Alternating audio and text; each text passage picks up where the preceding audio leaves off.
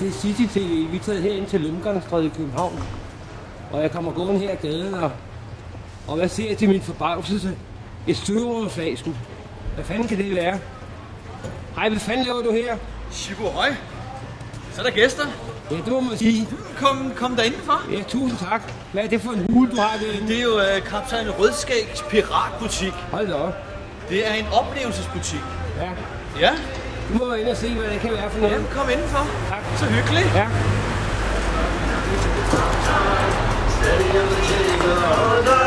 Jeg skruer lige lidt. Og nu skruer jeg ned, det er skide godt. Jeg plejer gerne at holde lidt fest herinde. Ja. Jamen, herligt at se dig. Ja, tak skal du have. Ja, altså, døren er jo åben for Ja. alle og enhver, og Ja. du er så hjertens velkommen. Jeg prøver lige at tage en zoom og se, hvad der kan være her. Der er mange ting på væggene. Ja, det er der.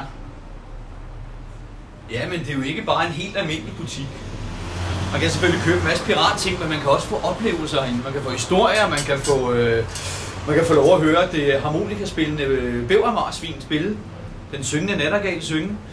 Og man kan få lov at komme ind og få en snak med en pirat. Om alt muligt. Det lyder sgu hyggeligt. Jamen, der er altid en god historie i venten. Ja. Hvad hedder ham, din marker der så? Det er Poncho. Ja, okay. Og Poncho, han er lidt vakkelvogn, som I nok kan se.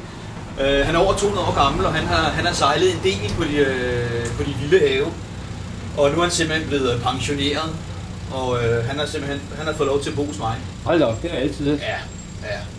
Men jeg havde natåbent her i september måned, og der kom en behuset herre forbi og blev så forelsket i ham, at han gav ham en kæmpe knuser. Og det må man jo i sandhed kalde en knuser, for han blev så vakkelvogn, han er gået over på midten. Hold da op. Ja, så nu står han herinde. Ja. Det er lidt godt. Så har jeg styr på. Ja, men så er han jo ligesom gået på pension, kan man sige. Ja, det kan man roligt sige. Ja. Så absolut. Men jeg kan jo fortælle dig lidt om, hvad det er for et sted. Ja, tak. Se, det startede for cirka 3 år siden. Der blev jeg ringet op af en norsk forlægger, Anneline. Hun spurgte, om jeg ville skrive en bog om nulevende pirater, og da hun spurgte om det, så sagde jeg, ja, selvfølgelig. Det ville jo være fuldstændig fantastisk. Fint, sagde hun. Så skal du bo sammen med dem på en ø i 10 dage. Og så blev jeg fløjet til Gozo, som ligger nede ved Malta. Så mødte jeg kaptajn Rødskæg og hans pirater. Og Anneline. Og det viste sig så, at kaptajn Rødskæg og hans pirater ikke er nogen somaler, men et norsk pirat-rockband, som er ret populært i Norge. Og jeg skulle så lære de her gutter at kende, for de er lidt specielle. Man kan jo sådan set godt kalde dem for havenes Robin Hood. Og da vi havde været sammen i 10 dage nede på Gozo, der vendte Anneline og jeg tilbage til København og brugte en del måneder på at skrive bogen om kaptajn Rødskæg og hans pirater. Jeg kan jo lige vise bogen her. Det er den her. Og det kom der så ud af det? Det kom der ud af den aftale. Ja. Og så brugte vi et års tid eller lidt mere på at snakke om, hvordan kan vi egentlig arbejde videre sammen, fordi vi svingede rigtig godt. Og så for lidt over et år siden, så havde Anneline en drøm en nat. Hun drømte oppe i Oslo, at hun skulle åbne en butik i København og kunne sælge konceptet Kaptajn Rødskæg, det vil sige bandet, bøgerne, CD'erne. Og en masse forskellige piratting, som I nu kan se der her.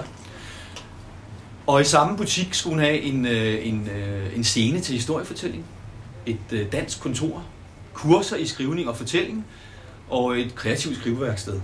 Og da hun vågnede næste morgen og sad med sin kaffe, så tænkte hun, fantastisk drøm, jeg tror jeg gør det. Og så ringede hun til mig, og så spurgte hun, om jeg havde lyst til at være med, og jeg synes ideen var tilpas pip til, at det kunne være rigtig sjovt, så jeg sagde selvfølgelig ja. Så nu er det sådan, at når ikke jeg er ude i landet og fortæller historier, så er jeg herinde. Så sidder jeg på scenen og fortæller historier for folk, ekspederer de pirathungrende kunder, eller skriver på den næste kaptajn Rødskæg-bog.